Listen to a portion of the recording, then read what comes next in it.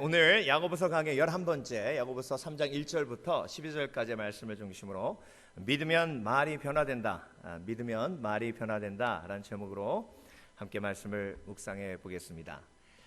아주 오래전이었어요. 저희 딸이 한 2살 정도 됐을 때입니다. 한 권사님이 금요 예배에 기도하시다가 끝나고 저한테 와서 뭐라 그러시냐면, 목사님, 제가 오늘 하나님 앞에 이 입 때문에 굉장히 많은 회개를 했습니다. 내 입을 왜 그렇게 잘못 눌려서 사람들한테 상처를 입혔을까?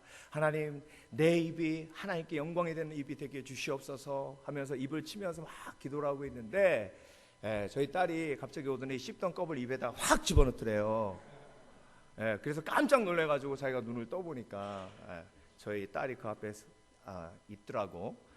그래서 하나님의 응답인 것 같다고, 입을 조심하라고 하시는 것 같다고, 그렇게 얘기를 하셨는데, 자, 여러분, 여러분은 내가 한 말 때문에 언제 그렇게 가슴을 치며 회개해 보신 적이 있으십니까? 근래에. 오늘 본문을 보면요, 말에 완벽하면 완벽한 사람이라 하셨습니다. 심지어 선생이 되지 말라라고 하실 만큼 선생님이 되면 말이 많죠. 말이 많으면 실수가 많죠. 실수가 많으니까 심판이 많고, 그래서 죄가 많고, 그래서 죄를 많이 지으려면 차라리 선생이 되지 말라. 그 얘기는 뭐냐면요, 주일학교 교사하지 말란 얘기가 아니고 선생님 되지 말란 얘기가 아니고, 우리가 일상을 살아가다 보면 처음부터 끝까지 가르치는 사람이 있어요. 애는 그렇게 키우는 거 아니야. 김치는 이렇게 만드는 게 아니야. 어이! 신앙생활은 그렇게 하는 게 아니고, 기도는 그렇게 하는 게 아니야. 헌금은 그렇게 하는 게 아니라고. 신권으로 딱 바꿔가지고 토요일날 미리 딱 준비해갖고 해야지. 와가지고 주춤주춤 해가지고 그게 헌금하는 거냐고. 그러면요, 예수님이 옆에 있다가 이 사람이 어제 얼마나 바쁘게 생활하고 교회도 간신히 온지 아냐고 그렇게 얘기하실지도 몰라요. 그러니까 여러분, 우리가 하는 말로 인해서 하나님의 영광이 가리워지거나 다른 사람에게 상처 입히는 일들이 매일매일 하루에도 몇 번씩, 몇 번이면 다행이에요, 몇십 번씩. 그런데 우리는 십자가 앞에 나와서 그렇게 많은 말실수를 함에도 불구하고 회개가 없다는 거죠. 그러니까 우리의 삶을 돌아보면 정말 회개가 없어도 너무 없어요.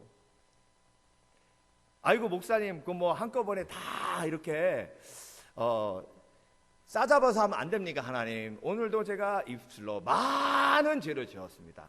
많은 죄를 지었습니다. 다 용서하시고, 머리가 나빠서 기억도 못합니다. 이렇게 기도하면 안 됩니까? 그 기도도요, 없는 것보다 낫지만 성령님께서는요, 찌르시는 분이에요. 찌른다는 건 뭐냐면 바늘로 찌르는 거예요. 바늘은 딱 꼬집어서 찌르는 거예요. 그 순간 그 사람에게 네가 그 말한 것. 그래서 야고보서를 통해서 우리가 깨닫고 회개하면 어떤 복이 있냐면 변화라는 복이 있는 거예요. 예수님 10년 믿어도 20년 믿어도 시궁창 같은 내 입이 전혀 바뀌지를 않는다면 그건 내가 내 입에서 나오는 말로 인해 회개한 적이 없다는 걸 반증해 주는 거예요. 정말로 그 한마디 때문에 가슴 아파서 내가 왜 그 사람 앞에 그 말을 했을까? 하나님, 내가 왜 그 사람한테 그 말을 해서 그 사람을 그렇게 아프게 했을까요? 하나님, 나는 죄인 중에 괴수입니다. 나는 회개가 있었다면 적어도 그 말을 다시 하지는 않아요. 회개는 결국 또 다른 결단을 가져다주고, 회개할 때 성령의 역사가 그 속에 역사하셔서 변화가 있는 거예요. 그래서 여러분, 오늘 본문을 묵상하면서 야고보서는요, 세 가지 우리가 정말로 회개해야 할 말에 대해서 말씀하고 계십니다. 그 세 가지 우리가 무엇을 회개해야 될지 오늘 본문을 통해서 깨달으셔서 정말 주님 품 안에 안기는 그날까지 날마다 조금씩 날마다 조금씩 변화되어 나의 입술에 나오는 모든 말이 다윗의 고백처럼 하나님께 연락되는, 내 마음의 묵상과 내 입술의 고백이 주께 연락되기를 원하나이다 라고 고백했던 다윗의 고백처럼 저와 여러분 아름다운 입을 가진 사람으로 변화되시는 복을 누리시길 주의 이름으로 축원합니다. 그러려면 뭘 깨달아야 되는 거예요? 죄를 깨달아야 되는 거예요. 내가 한 말이 정말로 하나님이 기뻐하지 않으시는 말이구나 라는 걸 깨달아야 된다는 거예요. 그걸 깨달으면 회개가 나오고, 회개가 나오면 변화가 되고 성령께서 역사하셔서 나를 변화시키신다는 것이죠. 그래서 오늘 묵상해 볼 세 가지 우리가 제일 많이 짓는 죄 중에 하나가, 첫 번째, 믿으면 우리의 말의 방향이 바뀌어요. 우리의 말로 우리의 인생을 잘못된 방향으로 끌고 갑니다. 야고보서 3장 3절부터 5절까지 말씀을 제가 읽어드릴게요. 잘 들어보세요. 오늘 본문인데요, 우리가 말들의 입에 재갈 물리는 것은 우리에게 순종하게 하려고 그 온몸을 제어하는 것이라. 또 배를 보라, 그렇게 크고 광풍에 밀려가는 것들을 지극히 작은 키로서 사공의 뜻대로 운행하나니 이와 같이 혀도 작은 지체로 돼 큰 것을 자랑하도다. 보라, 얼마나 작은 불이 얼마나 많은 나무를 태우는가. 두 가지 얘기하셨죠. 말의 재갈, 말의 재갈을 물린다는 것은 오른쪽으로 돌리면 오른쪽으로 말이 가고 왼쪽으로 가면 왼쪽으로 간다는 의미예요. 배의 키도 마찬가지죠. 배 밑에 프로펠러 옆에 나와 있는 그 키가 이렇게 돌아가므로 그 큰 배의 방향이 움직인다는 거예요. 그러니까 우리 인생의 방향이 하나님께 향해 있는가 세상을 향해 있는가를 보려면 뭘 보면 알 수 있어요? 뭘 보면? 우리 입을 보면 알 수 있어요. 그러니까 입술의 말은 방향을 설정하는 거예요. 인생은 스피드보다 방향이 중요해요. 빨리 가는 거 상관없어요. 광야에서 빨리 갔다가 뒷사람들하고 떨어지면 죽어요. 광야에서는 절대 빨리 달리는 게 아니에요. 같이 달리는 거예요. 같이 걷는 거예요. 광야에서는 방향이 어디로 설정이 돼야 돼요? 가나안으로 설정이 돼야 돼요. 그런데 광야에서 방향이 가나안, 축복의 땅, 약속의 땅으로 설정되지 않으면 광야에서 방황하다가 인생 허무하게 끝나요. 그러니까 우리의 말이 잘못된 방향으로 나아가고 있으면 회개해서 그 방향이 어디로 향해야 돼요? 가나안으로 향해야 돼요. 천국으로 향해야 돼요. 하늘나라로 향해야 돼요. 그런데 그게 잘못된 방향으로 가는지도 모르는 사람은 회개하지도 않고 그래서 잘못된 길로 가는 거예요. 예수님이 우리를 위해서 죽으신 이유가 뭐예요? 그는 실로 우리를 질고를 지고 우리의 죄악을 지고 그가 찔림은 우리의 죄악을 인하며 그가 상함은 우리의 죄악을 인함이라. 그가 채찍에 맞음으로 우리가 나음을 입었고 우리가 그가 징계를 받음으로 우리가 평화를 누리는도다. 우리는 다 양 같아서 각기 제 갈 길로 갔거늘. 하나님은 우리의 죄악을 그에게 담당시키셨도다. 그러니까 말이 회개해서 우리 제 갈 길로 갔던 것을 하나님의 뜻대로 하나님의 방향으로 가는 것이 회개고, 그래야 인생이 복된 길로 간다는 거예요. 여러분의 지금 말을 한번 돌아보시기 바랍니다. 만나면 무슨 얘기 하세요? 만나면 드라마 얘기하세요? 만나면 요즘 그 땅이 올랐대. 아유 그 집값이. 만나면 무슨 얘기하세요? 만나면. 그래서 민수기 14장을 보면요, 이 이야기를 너무나 잘 얘기해줘요. 민수기 14장은요 이스라엘 백성들이 광야에서 방황하다가 이제 요단강에 딱 왔어요. 요단을 건너면 그게 가나안 땅이에요. 그런데 모세가 12명의 정탐꾼을 보냅니다. 12명의 정탐꾼을 보내고 나서 돌아와서 보고하는 장면이 민수기 14장이에요. 근데 12명 중에 2명이 여호수아와 갈렙이고 나머지 10명이 갔다 와서 뭐라 그랬어요? 본 거 그대로 얘기했어요. 아낙 자손은 장대하고 가나안 족속에 비하면 우리는 메뚜기라고. 건너가도 죽는다고. 그랬더니 이스라엘 백성들이 거기서 통곡을 하며 원망하고 차라리 애굽에 있는 게 나을 걸, 차라리 광야에서 죽는 게 나을 걸, 요단강까지 와가지고 저 가나안 족속에게 죽게 생겼다고 막 통곡하는 거예요. 그 10 정탐꾼이 한 말이 이스라엘 전체를 어디로 향하게 만들었어요? 애굽으로 향하게 만들었어요. 그러니까 말은 방향을 설정한다고요. 그런데 중요한 건 하나님을 향해 설정하는 말은 안 들리고 애굽으로 가게 만드는 말만 잘 들린다는 거예요. 그게 우리의 어리석음이라는 거죠. 그런데 여호수아와 갈렙이 일어나서 그렇게 얘기합니다. 여러분, 아닙니다. 하나님이 저 땅을 우리에게 주시기로 약속하셨습니다. 저들은 우리의 밥입니다. 두려워하지 마십시오. 그 말하니까 이스라엘 백성들이 어떤 반응을 보였어요? 할렐루야, 여호수아, 갈렙 아멘 이랬어요? 돌로 들어서 쳐 죽이려고 그랬어요. 여러분, 때로는 다수결의 의견이 틀릴 때가 많아요. 믿음의 사람은 보지 못하는 것을 봅니다. 그래서 옳은 말 하는 것보다 믿음의 말 하는 게 중요한 거예요. 때로는 옳은 말 한 것도 회개해야 될 때가 있어요. 지금 10명의 정탐꾼이 거짓을 고한 겁니까? 아니에요. 10명의 정탐꾼이 고한 건 진실이에요. 옳은 말이라고요. 진짜 아낙 자손은 장대하고 가나안 사람들은 철기를 가지고 있는 용맹한 사람들이었어요. 그런데 옳은 말을 회개해야 될 때가 있는 거예요. 여러분, 내 말이 옳다고 해서 하나님의 영광을 드러내는 것은 아닙니다. 내 말에 믿음이 빠져 있으면 그 말은 공동체를 위험으로 몰고 갈 수도 있어요. 그러면서 부부싸움 하면서 하는 말이 뭐예요? 내 말이 맞잖아. 맞아 틀려. 맞아 틀려.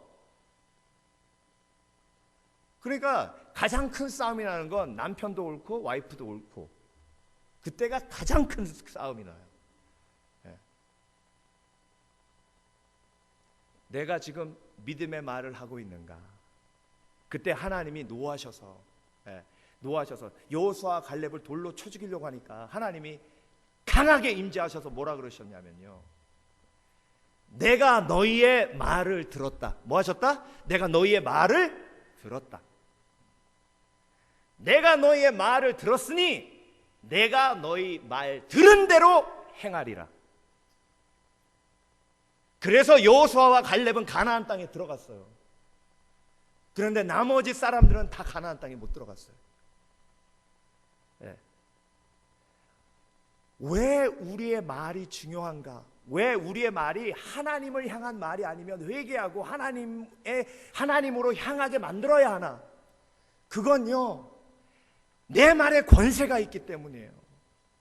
그리스도인의 말에 권세가 있는 이유가 뭐냐면 하나님이 내 말을 들으시기 때문에 그리스도인에게 말에 권세가 있는 거예요. 하나님이 내 말을 듣고 움직이시기 때문에 그리스도인에게 말에 권세가 있는 겁니다. 제가 선배 목사님이, 아는 선배 목사님이 그러시더라고요. 그 교회 권사님이 간증을 하시네. 참 은혜 받으셨다. 공부를 하도 안 해가지고 그랬대요. 그 권사님이. 야, 너 이리 와. 너 아무리 내 아들이지만 너 내 눈앞에 좀 사라졌으면 좋겠다. 내 눈앞에서 좀 사라져. 그렇게 공부 안 하려면. 막 감정 이입되시는 분도 계시네. 그런데 성령께서 뭐라고 하셨냐면요, 속에서 그 권사님한테 네가 말한 대로 해줄까?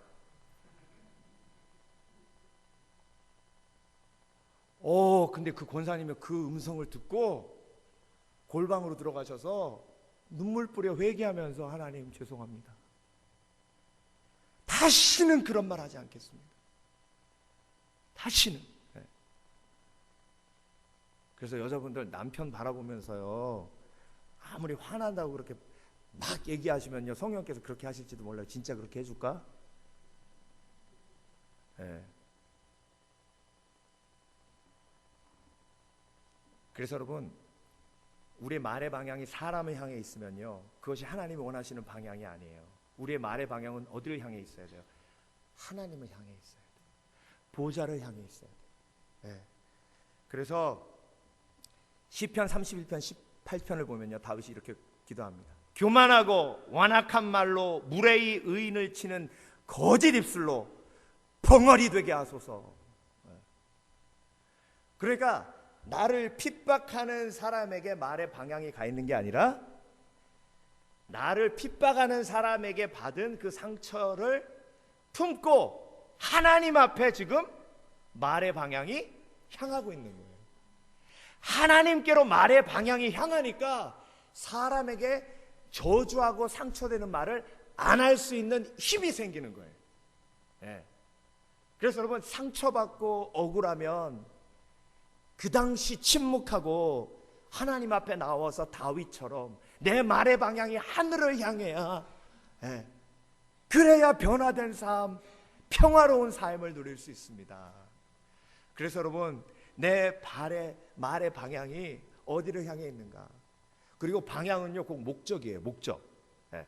여러분, 어떤 사람이든지요, 말하는 목적이 있습니다. 네.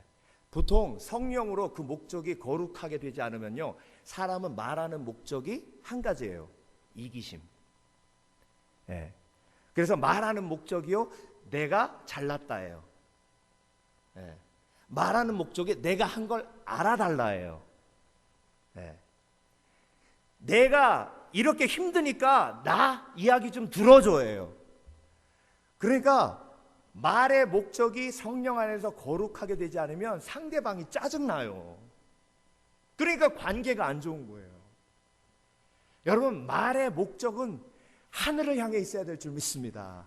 하나님께 영광. 그래서 다윗의 고백이 귀한 거예요. 내 마음의 묵상과 내 입술의 고백이 주께 연락되기를 원하나이다. 그러니까 다윗의 말의 방향은 어디에 있어요?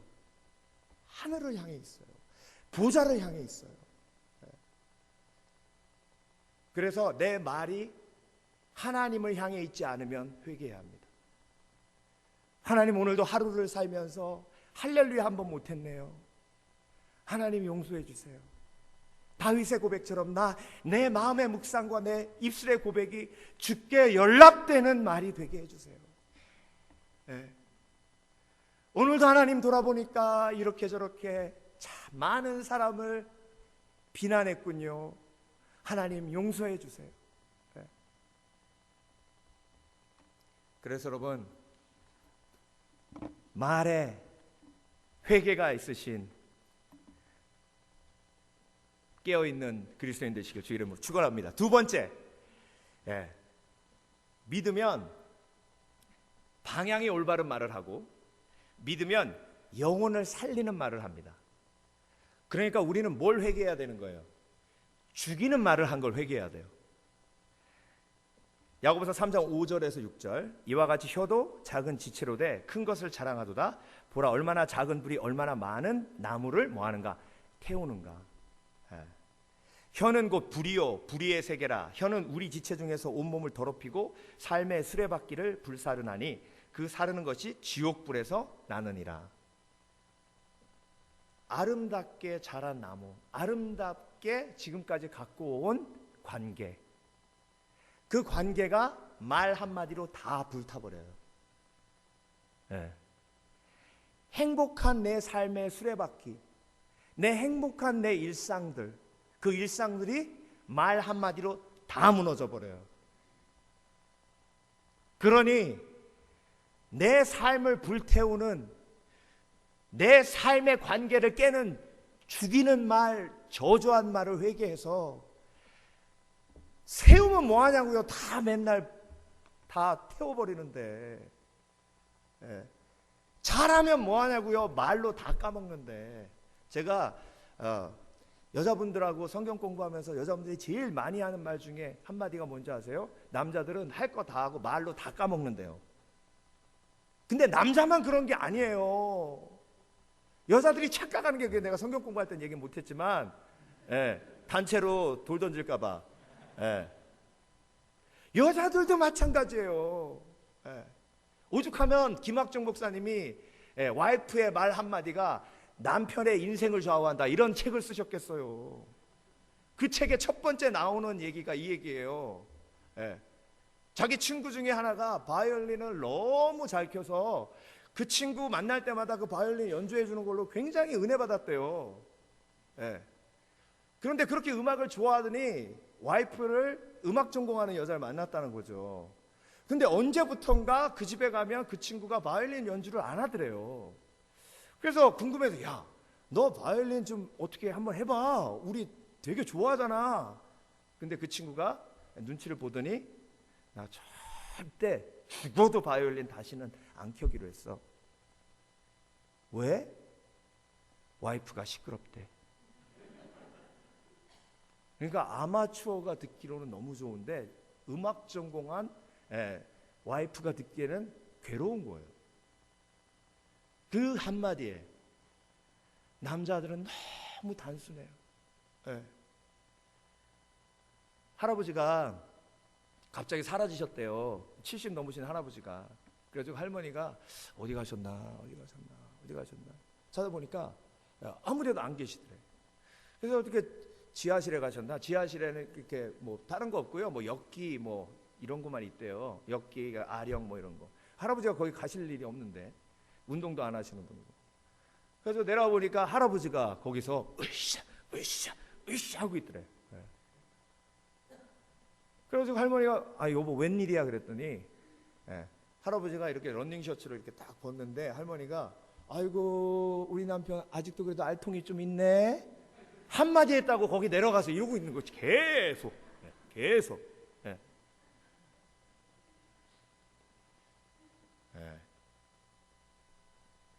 여자들도 남편의 한마디가 중요하지만 특히 남자들은요, 여자의 한마디가 너무 중요해요.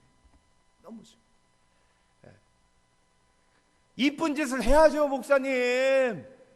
이쁜 짓을 해야 이쁜 말이 나오죠. 맞아요. 그러니까 이쁜 짓 안 하니까, 이쁜 짓 못하는 건 안 믿는 사람도 하는 거예요. 근데 우리는 예수 믿잖아요. 성령의 역사를 알잖아요. 그래서 이쁘게 못 보는 내 눈을 회개하면 하나님이 내 마음을 뒤집어 주신다고, 이뻐 보이게. 그러니까 내 말의 방향이 어디로 가야 된다고요? 하늘로 향해야 된다고. 하늘로. 내 마음도 내 말이 가는 곳으로 향하기 때문에. 그래서 내가 그 바뀌어진 마음으로 말을 하면 영혼을 살린다니까요. 영혼을 죽이는 게 아니라.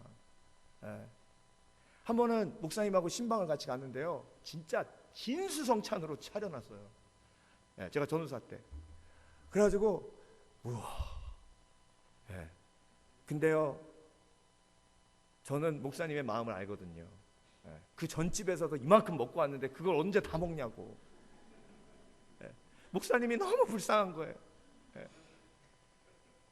근데도 목사님이 예의상 너무 많이 있잖아요. 상다리 뿌려지겠네. 그랬더니 남편이 옆에 있다가, 목사님 상다리 뿌려지 뭐합니까? 남편을 개떡 취급하는데. 그러니까 목사님 오니까 이르는 거예요. 남편한테 좀 잘하라고. 그러니까 그 여자 집사님이요, 그 음식 그렇게 준비해놓고 당황해가지고, 자, 목사님 뭐 더 필요하신 건 없으세요? 막 그러고. 전 그걸 다 봤어요, 옆에서. 그래서 섭섭하기 때문에 섭섭한 말 하는 거고요. 아프기 때문에 아픈 말 하는 거고요. 상처났기 때문에 상처받는 말 하는 거거든요. 그러니까 그 말이 회복되려면 내 마음 속에 있는 상처들을 하나님 앞에 올려드려야 되는데 그 올려드리는 과정이 사실 회개의 과정이에요. 상처는 죄와 연결되어 있거든요. 모든 상처는 죄와 연결되어 있어요. 그래서 죄를 회개하다 보면 상처가 드러나요. 네. 그래서 여러분, 변화된 사람은요 영혼에 살리는 말을 해요. 베드로가 얼마나 말이 빠른 사람이에요. 예, 베드로 보면서 저와 여러분 많이 위로받잖아요. 그렇죠? 예, 변화산상에서 엘리야 나타나고 모세 나타나니까 베드로가 막 흥분해가지고요, 주여 여기가 좋사오니 초막을 셋을 짓되 하나는 모세, 하나는 엘리야, 하나는 예수님, 우리 여기서 살죠. 그런데 성경은 뭐라고 얘기하시냐면 영어로 He didn't know what he was saying. 지가 무슨 말 하고 있는지도 몰랐다는 거예요. 근데 베드로만 그래요? 일상을 살다 보면 내가 말을 막 하고 있는데 뭔 말 하고 있는지도 몰라요. 예. 아니 교회 얘기하다 왜 다른 사람을 지금 욕하고 있지? 예. 아니 섬기는 얘기하고 있다가 남편 욕하고 있고, 예. 그리고 주일학교 애들 얘기하고 있다가 애들 욕하고 있고, 그러니까 지금 내가 지금 무슨 말을 하고 있는지 몰라요. 예. 그랬던 베드로가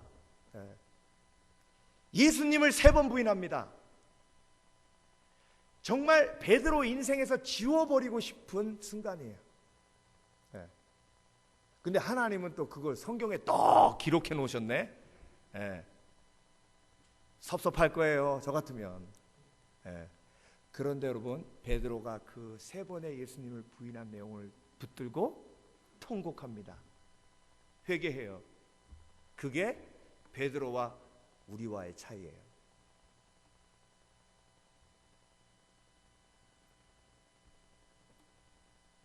옆집 사람이 아유 뭐 주일마다 어떻게 저기 어디 가시나 봐요. 저기 가요. 저기.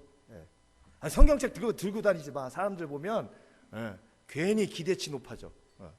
조용히 교회는 다니는 거예요. 근데 그 말 하고 나면 성령께서 감동을 주실 텐데 회개하라고.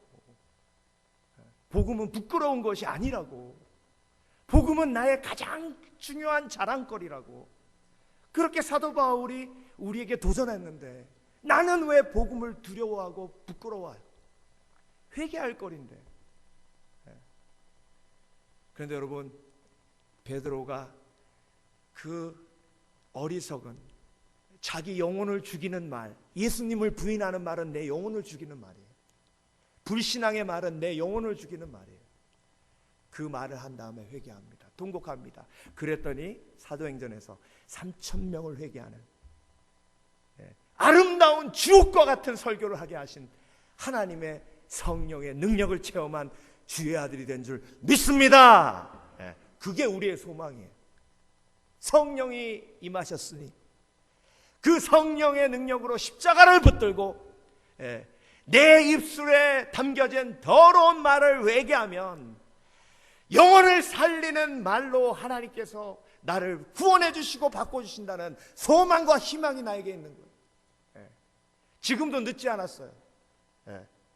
자녀들한테 갑자기 축복을 쏟아내시면 자녀들이 그럴 겁니다. 엄마 왜 이래 불편해? 우리 엄마가 아닌 것 같아. 그런데 그렇게 일주일만 지나고 나면 얼굴에 화색이 확 돌 거예요. 그러니까 지금 우리가 가장 급박하게 해야 될 회개가 어떤 회개예요? 말에 대한 회개예요. 말에 대한 회개가 변화를 가장 크게 불러다 주는 거예요. 왜? 인생의 방향이 바뀌니까. 저주로 흘러갔던 방향이 축복으로 바뀌게 되니까. 가정이 저주로 흘러가던 그 방향이 축복으로 바뀌게 되니까. 그러니까 말의 변화가 가장 큰 변화를 가져다 주는 거예요. 베드로가 베드로 전서를 썼어요. 여러분, 베드로전서 2장 1절에 뭐라 그랬냐면 그러므로 모든 악독과 모든 기만과 외식과 시기와 모든 비방하는 말을 버리고 변화된 그리스도인 변화된 베드로 사도가 이렇게 고백할 수 있는 거죠. 베드로전서 2장 15절 그 선행으로 어리석은 사람들의 무식한 말을 막으시는 것이라. 그 무식한 말을 했던 사람이 누구예요? 자기예요. 그런데 성령의 능력으로 회개하고 자기 입술에 거룩하지 않음을 회개했을 때 그때 놀라운 변화의 능력이 나타납니다. 베드로전서 3장 10절 그러므로 생명을 사랑하고 좋은 날 보기를 원하는 자는 혀를 금하여 악한 말을 그치며 그 입술로 거짓을 말하지 말고. 그런데 여러분 누가복음 22장 31절 32절을 보면요, 예수님께서 이미 베드로의 변화를 알고 계셨어요. 누가복음 22장 31절 32절 시몬아 시몬아 보라 사탄이 너를 밀가부르듯 하려고 요구하였으나 그러나 내가 너를 위하여 내 믿음이 떨어지지 않기를 기도하였더니 너는 돌이킨 후에 내 형제를 굳게 하라. 그러니까 베드로가 회개할 수 있었던 건 베드로의 능력이요, 예수님의 중보기도예요. 예수님의 중보기도예요. 예수님은 저와 여러분을 위해서 지금도 중보하고 계세요. 그게 우리의 희망이에요.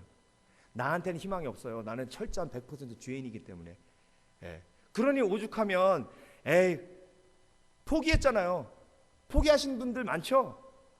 나는 원래 입술이 시궁창이야. 나하고 같이 지내려면 그냥 이해하고 들어. 왜? 아무리 노력하려고 해도, 아무리 비판 안 하려고 해도, 아무리 욕 안 하려고 해도 안 되거든. 그러니까 만나서 얘기하는 거예요. 만나서.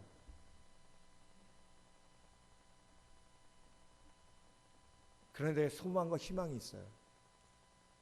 성령의 능력이 베드로에게 임한 것처럼 저와 여러분에게 오늘 임한 줄 믿습니다.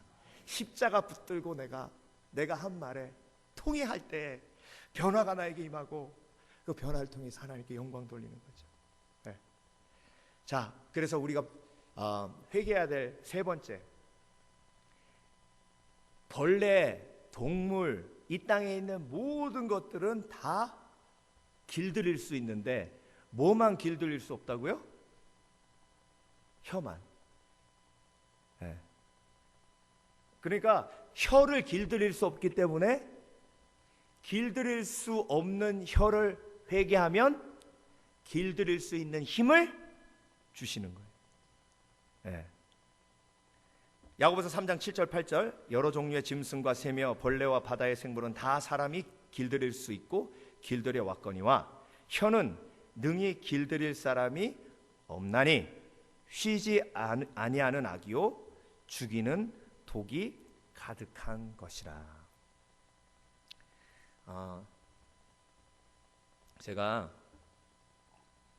오늘 말씀 준비하면서 얼마나 찔려가지고 진짜 이 자리에 쓴 게 만신창이가 돼서 쓴 거예요. 얼마나 회개를 했는지. 오늘 일부 예배 때도 축도하는데 얼마나 눈물이 나든지.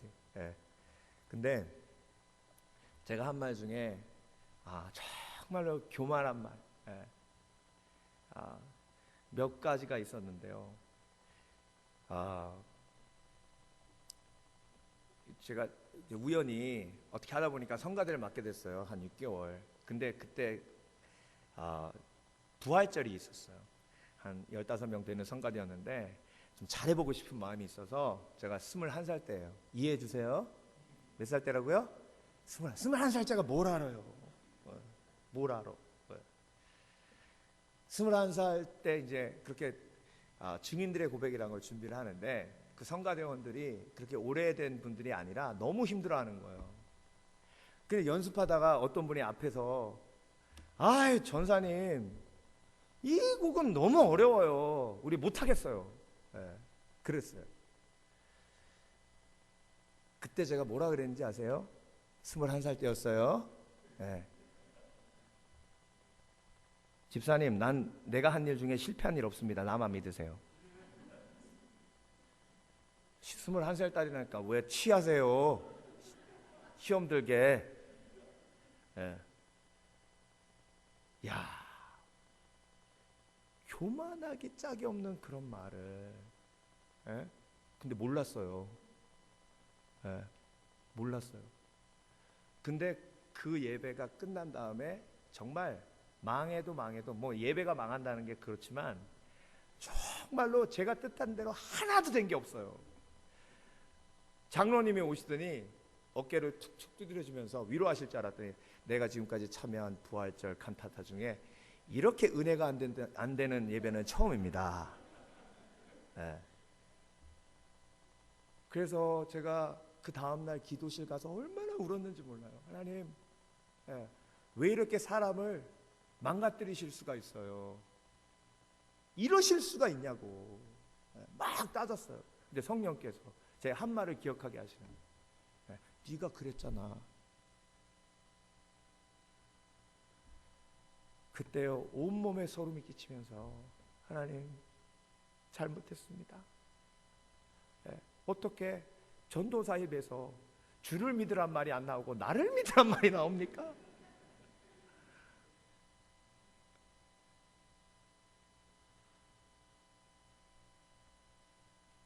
그런데 교만의 말 시리즈로 하면요 밤새요 여러분. 제가 하나님 앞에 정말로 말 실수하고 제어가 안 된 말을 했다가 얼마나 마음 아프고 정말로 힘들었는지, 특히 설교하면서 궁금하시죠? 그게 뭔가? 저도 숨기고 싶은 비밀이 있는 거예요. 날마다 회개하며 하나님 내 입술에 재갈을 물려주시고 내 입술에 파수꾼을 세워주셔서 하나님 제어된 말 하게 해주세요. 엘리야가 승천하면서 엘리사가 원하는 게 뭐였어요? 엘리야가 승천하면서 내가 하늘로 올라가기 전에 네가 나한테 원하는 거 한 가지 얘기해라. 그랬더니 엘리사가 뭐라 그랬어요? 성령의 능력이 엘리야 당신보다 갑절이 되기를 원하나이다. 거기까지는 좋았어요. 거기까지는 아멘이에요. 그러니까 그렇게 되리라 했어요. 그래서 엘리야가 승천했어요. 엘리사가 엘리야보다 2배 더 큰 성령의 능력을 받았어요. 그런데 그러고 나서 바로 열왕기하 2장 베델로 올라가는데 꼬마 애들이 나와가지고 대머리야 올라가라, 대머리야 올라가라 놀린 거예요. 그래서 여러분 놀리는 거 아니에요. 어른이고 애나 정말 신체 가지고 놀리는 거 아닙니다. 정말 그거는 저주예요. 아니 머리 큰 사람도 있고 작은 사람도 있고 눈이 큰 사람도 있고 작은 사람도 있고 코가 올라간 사람도 있고 내려간 사람도 있지. 그 하나님이 다 작품으로 지으신 건데, 너 왜 이렇게 콧구멍이 커? 뭐 이러고, 여기 콧구멍 큰 분은 없죠? 제가 보고 얘기한 건 아니에요. 이게 또 조심스럽다고. 뭘 어떻게 얘기해야 될지 모르겠어요. 이 상황 속에서. 대머리에 올라가라, 대머리에 올라가라. 그러니까 엘리사가 본능적으로 저주했어요. 여호와의 이름으로. 그것도. 근데 능력 받은 지 얼마 안 됐어요. 그러니까 그 능력이 얼마나 큰지를 몰라요. 그걸 모르고 나서 저주하니까 암콤 2마리가 나와서 42명의 아이를 찢어 죽였어요.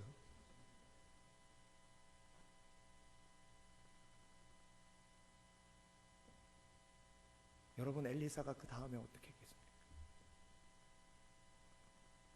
하나님 나에게 이런 성령의 역사를 주셨는데, 성령의 능력을 주셨는데, 이런 놀라운 성령의 능력을 주셨는데 제어되지 않은 내 입술로 한마디 뱉은 이 저주가 저 아이들의 생명을 앗아갔군요. 하나님 나를 불쌍히 여기시고 긍휼히 여겨 주시옵소서. 그래서 엘리사는 다시는 그런 실수를 하지 않습니다. 여러분, 여러분에게 맡겨주신 자녀는요, 하나님이 맡겨주신 거예요. 정말 너무 귀하지만 하나님 품에 끌어안고 있기 원하시지만, 그렇지만 여러분들에게 아끼지 않으시고 잘 돌보라고 주신 거예요.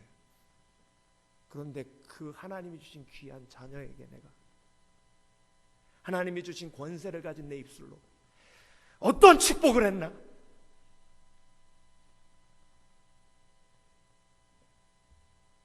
축복하지 못했다면 회개라도 했어야 되는데 나는 어떤 회개를 했나? 이 시간 이 말씀을 들으시고 온전한 십자가 앞에서의 회개가 있어야 변화의 삶이 있습니다.